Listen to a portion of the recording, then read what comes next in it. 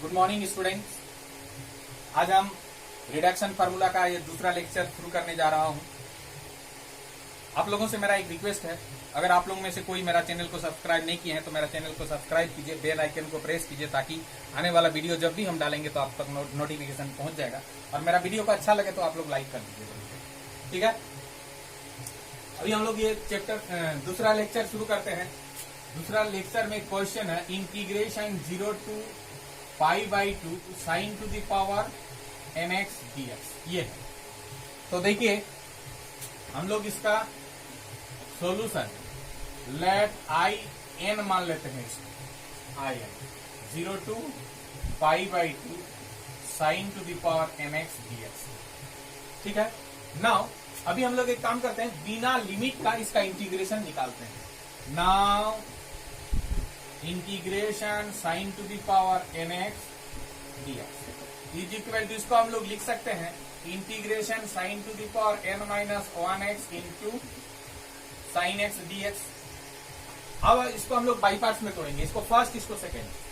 तो क्या होगा, sine to the power n-1x into integration sine X dx minus integration sine X dx into differentiation of sine to the power n-1x by dx into dx, ठीक है।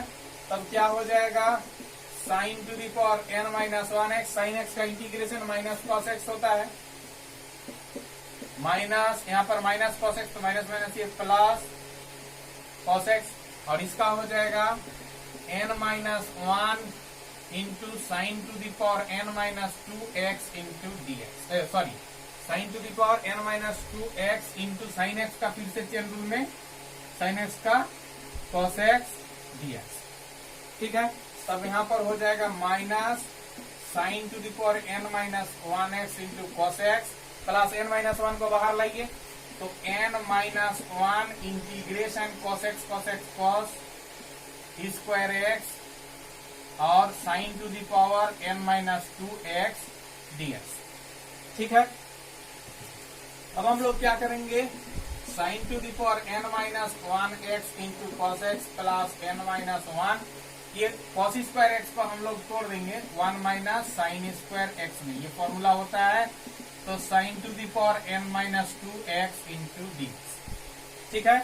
अब क्या होगा, minus sine n-1x into cos X plus एक बार ये sine to the power n-2x dx जो है एक बार 1 के साथ है और एक बार साइन स्क्वायर के साथ, तो n-1 integration sine to the power n-2x dx और माइनस n-1 भी इसके साथ मल्टीप्लाई हो जाएगा, n-1 integration sine square x into sine to the power n-2x dx। अब देखिए क्या होगा ना, minus sine to the power n-1x into cos X plus n-1, इसको हम लोग क्या बोलेंगे, ध्यान दीजिए।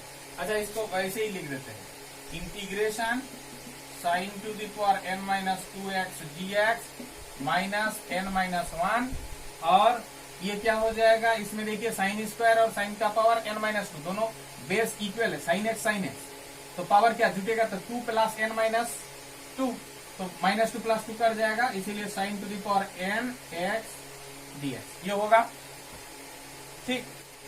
देयरफॉर ये जो in is equal to 0 to π/2 sine to the power nx dx, ये जो है इसको हम लोग क्या करेंगे ना, sine to the power nx dx का इंटीग्रेशन इतना है, तो इसी में क्या करना है ना, लिमिट अगर बैठा देंगे 0 to π/2, इसी में अगर 0 to π/2 लिमिट बैठा देंगे इसमें, तो वही हो जाएगा इसका भी, ठीक है।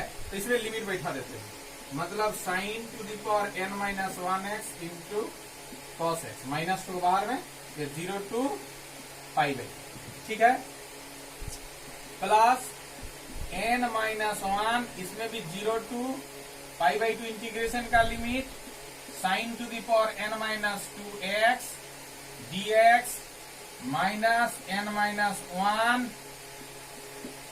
और यहाँ पर sine to the power n x dx limit 0 to pi by. ठीक है, अब देखिए क्या, ये अगर in है तो ये क्या होगा, ये in-2 होगा।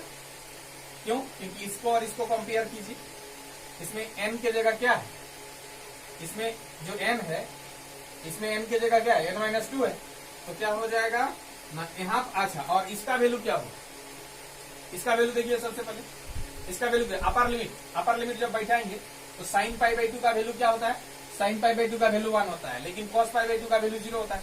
इसीलिए अपर लिमिट में ये वाला टर्म 0 इंटू कुछ भी हो 0 हो गया।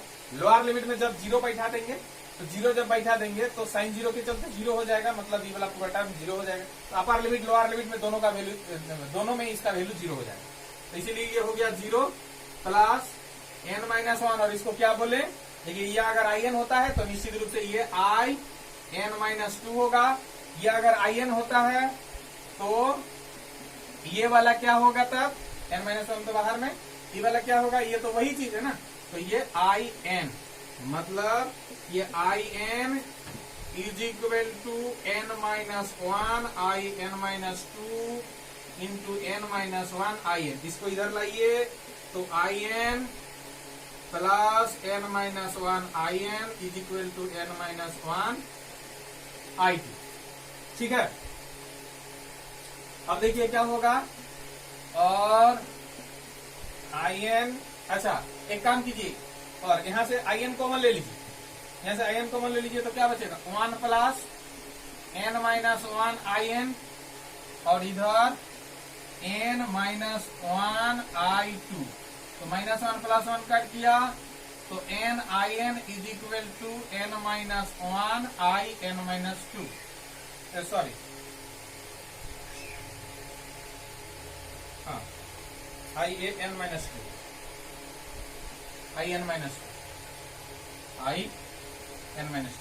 और ये जो in है तो ये in-1 बाई n in-2, ये हो गया। इसका नाम दे दीजिए इक्वेशन नंबर 1। ठीक है, तो इसमें पुटिंग करेंगे, putting n is equal to n-2 n-4 n-6 dash dash dash successively इसको हम लोग पुटिंग करेंगे। तो जब सक्सेसिवली उसको पुटिंग करेंगे तो in-2 क्या होगा, in-2 तो n-2 -1 divided by n-2 in-2 -2, मतलब हो गया n-3 by n-2 in-4।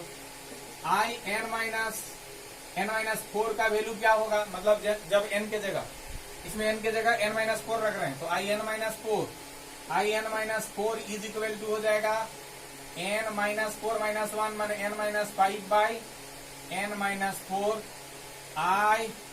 n-6 क्या हो जाएगा, n-6 -1 माने n-7 बाई n-6, ये होगा एंड सो ऑन। इस प्रकार से हम लोग आगे बढ़ते जाएंगे। तो अब in का वैल्यू निकालिए। ये जो in है, in क्या है ना, n-1 बाई n in-2। तब देखिए n-1 by n into in-2 का वैल्यू क्या है, ये तो हो जाएगा ना n-3 बाई n-2 in-4। ठीक है, तो n-1 by n into n-3 by n-2। अब in-4 का वैल्यू रख दीजिए, तो in-4 का वैल्यू क्या है, n-5 बाई n-4, और यहां पर हो जाता ये in-6 होता, ठीक है ना, और यहाँ पर in-8 होता। ठीक है, एंड सो ऑन।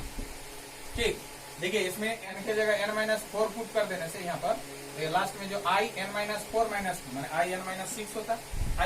n के जगह n-6 अगर पुट कर देंगे तो यहाँ पर n के जगह n-6 -2 मतलब in-8 होता। ठीक है, हाँ in-4 का वैल्यू रख रहे हैं, तो in-4 का वैल्यू क्या है, n-5 by n-4 into in-6, n-5 by n-4 into in-6, अब n-1/n into n-3/n-2 into n-5/n-4 in-6 क्या है n-7/n-6 इंटू in-8। ठीक है, इस प्रकार से अगर हम लोग करते जाएंगे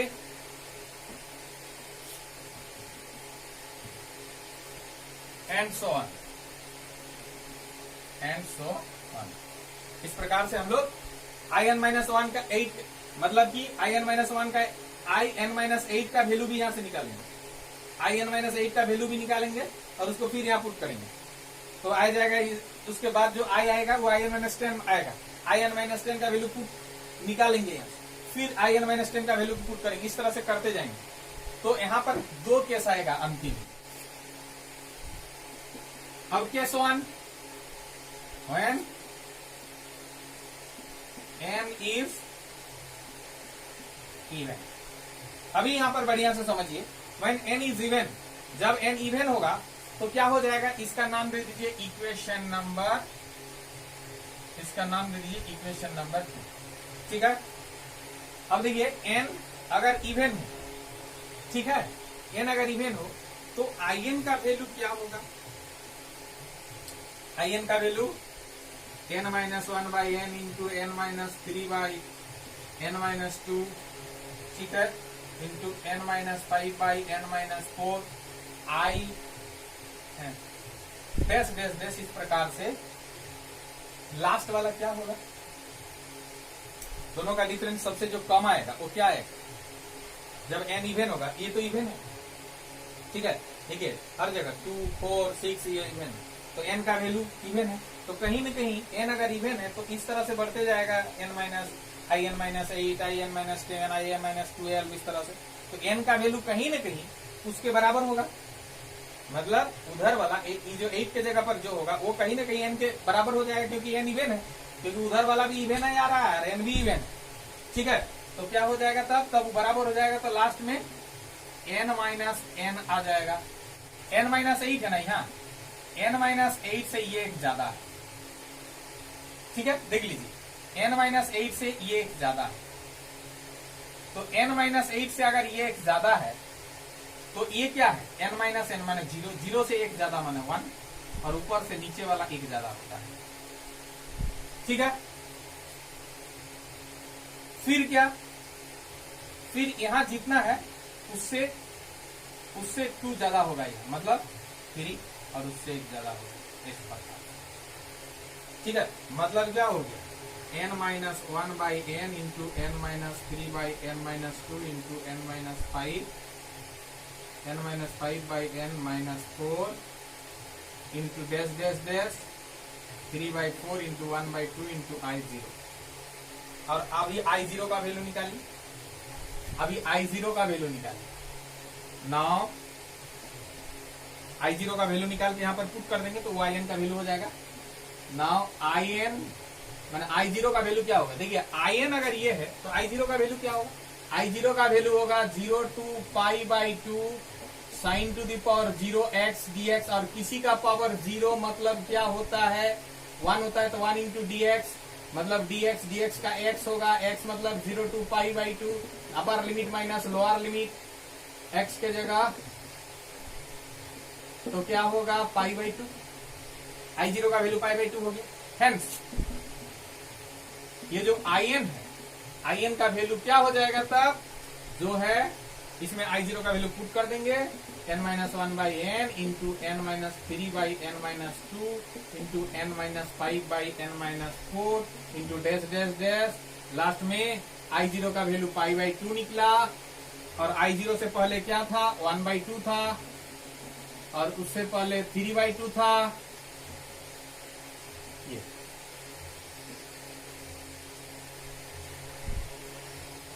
तो In का वैल्यू ये होगा कब, जब n होगा इवन। अभी देखिए जब n ओड होगा तब क्या होगा, case 2 when n is odd, In क्या होगा, In तो यही ना है, यही है In, तो आई एन क्या होगा, एन अगर ओड होगा तो N minus one by N into N minus three by N minus two into N minus five by N minus four into dash dash dash.